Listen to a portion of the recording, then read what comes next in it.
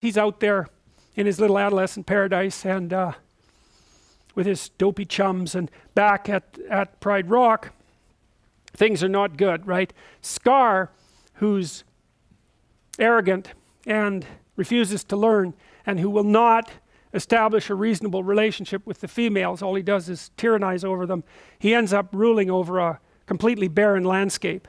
And that's really what happens in totalitarian states. And we also know, quite interestingly, is that one of the best predictors of economic development in a state is the degree to which they extend rights to women. It's one of the best predictors. And I would say, well, if you're going to tyrannize your own women, you're going to tyrannize everything. You're going to tyrannize ideas, you're going to tyrannize structures. Like, if you have to enslave your own women, you've adapted a pretty damn pathological view of the world, and the probability that that narrow, constrained, restricted viewpoint is going to pay off for you economically is extraordinarily low. So anyways, Scar, it's like what happened in the Soviet Union. You know, part of the reason it collapsed by 1989 is that it just could not move any farther.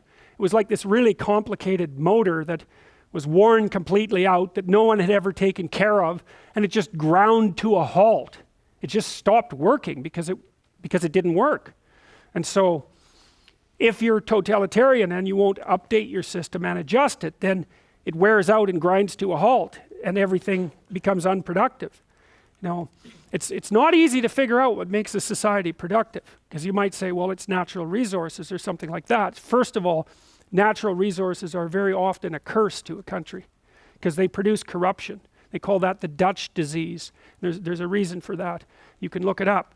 But natural resources in and of themselves are by no means sufficient to guarantee the well-being of a country. Japan has virtually no natural resources at all, and it's really rich. And one of the prime natural resources actually seems, maybe there's two. One is honesty, another is trust. And if you can set up a society where people are roughly honest, which means they do what they say they're going to do, and where the default bargaining position on both sides is trust, then the probability that that culture will become wealthy is very, very high. So, and a functional legal system is also a natural resource of tremendous, tremendous value. You know, it's partly why people in China, for example, wealthy people in China are dumping their money into the real estate market in North America like mad, because one of the things you do know if you buy real estate in North America is you actually own it. It's still going to be yours 20 years in the future, 30 years in the future. There's no doubt about that. And so that fact of ownership is embedded in the functioning legal system. And that's what gives those sorts of properties crazy value. You know, much to the problematic situation for all of you people who are, at some point, most of you are going to try to buy property in Toronto, and that's really going to be entertaining. So now look, the other thing about Scar is he's got the little bird locked up, right? That's the vision of the king. Well, he doesn't want to know anything. He already knows everything. So why does he need this stupid bird flying around telling him what's going on? The last thing he wants to know is what's going on. Yeah.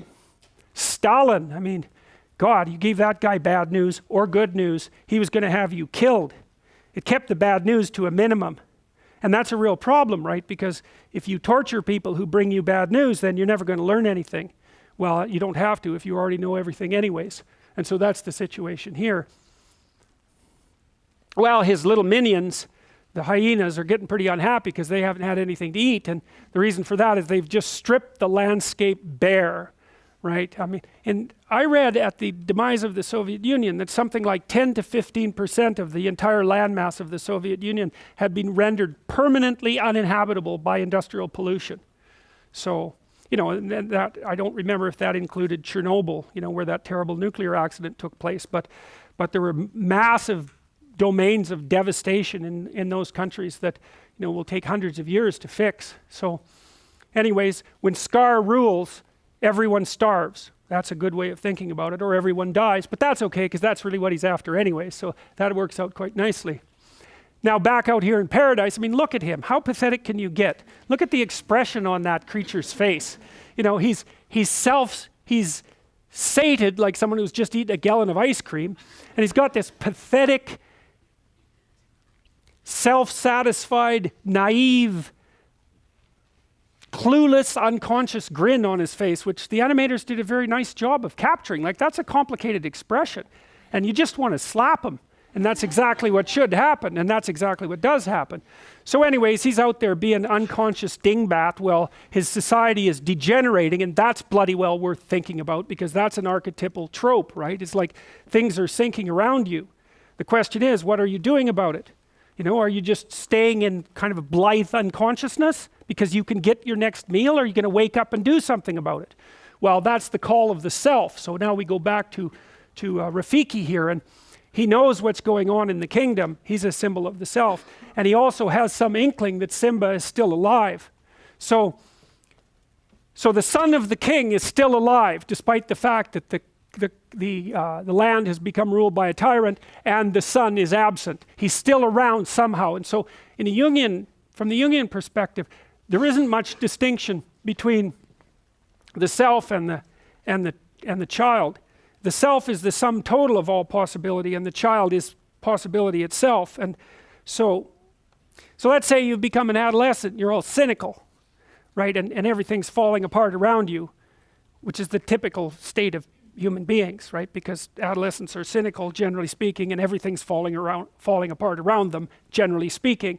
And so what do you have to do in order to do something about that? Well, one is you have to be drawn by the call of wisdom, and the other part is that you have to rediscover that part of yourself that's a childlike part, that's associated with the sun and associated with that early, the early exposure of Simba to the sun. You have to find that again, and then trust that some childlike exploration and a bit of manifestation of faith might get you to the next place. And so that's what's happening here with the little, the baboon in the tree and the drawing. So anyways, he knows that Simba's alive now, and so he goes off to find him. And meanwhile, Simba and his dopey companions are out hunting for bugs, because he's a lion, he shouldn't be eating bugs, for crying out loud, but they're easy. And so you see this scene where Pumbaa goes after this bug, and then another lion shows up and chases him. So she's going to kill him and eat him. And see, that's an interesting thing, because one of the things that happens, I suppose you could think about this, one of the things that happens in late adolescence is that the formation of male gangs is often broken up by the proclivity of one or more members of that gang to get involved in an individual romantic relationship. And so the idea that the female lion is the carnivore, the female is the carnivore that will devour the group, is exactly right. And so what a girl will do often if she's in a relationship with somebody like a young man or an older adolescent is she'll try to separate him from his dopey friends. And like, no wonder, why wouldn't she do that? Because he does have dopey friends, and it'd be better for him if he could get beyond them. And so anyways, they're pretty freaked out about this.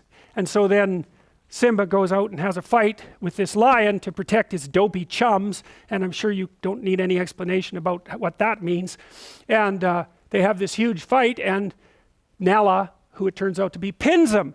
And so that goes back to the beginning of the story, where when he first encountered her, she pinned him all the time. She's an anima figure, right? And now what she does immediately is shame him. So he's an anima figure in part. She's an anima figure in part because she actually does shame him, right? So she's the gateway to higher consciousness. She makes him self-conscious, and rightly so. But she's also a psychological figure, because imagine that when a young man is establishing a relationship with a young woman, and he's enamored of her, he's falling in love, he projects an ideal onto her, and that ideal is going to be partially fulfilled by the relationship. The degree to which is unspecified, and sometimes it'll collapse completely. But he projects an ideal onto her, because otherwise he wouldn't be attracted to her, and then the ideal judges him. And so that makes him feel all self-conscious and useless, which is useful, because he is useless and should feel that way. And so it's part of the impetus to growing up. So, and of course, you need necessity in order to mature you, because to mature is to take on responsibility, and you're not going to feel that impetus unless adopting the responsibility has some sort of payoff. And women tend to mate across and up dominance hierarchies, so they tend to actually like men who are useful. And so if they encounter a man who isn't useful at all, that's exactly what's going to happen. They're going to not be happy about that in the least. And no wonder, and I think the reason for that, it's economic and a biological reason. The reason is that women are in the position of having to take care of infants primarily. And an infant is a very heavy load. And so even a woman who's extraordinarily competent is going to find herself substantially limited in her possibilities if she has an infant. And so then she's looking around for someone who'll pick up part of the load. It's perfectly reasonable. And you're not going to pick up part of the load if you're completely useless. And so it's in the woman's best interest not to have 2 children, roughly speaking. So anyway, she pins him. And then he's all resentful about it immediately because she's calling him on his stupid friends and the fact that he's out there gallivanting impulsively in paradise when there's real problems to be solved.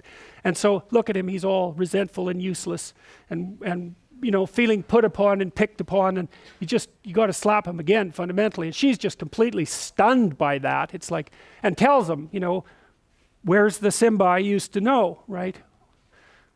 He's a little doubtful about the whole situation there.